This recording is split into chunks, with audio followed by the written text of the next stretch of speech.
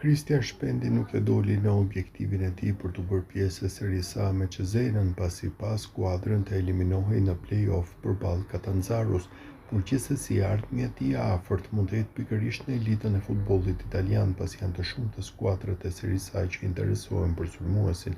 Sipas portaleve pranë Cesenas janë disa klube të Serie A që interesohen, por edhe të tjera jashtë Italisë të cilat janë të gatshme të afrojnë sulmuesin shqiptar, i cili vazhdon të injorohet nga Silvinho ndonse ka qenë ndër lojtarët më në formë në këtë sezon.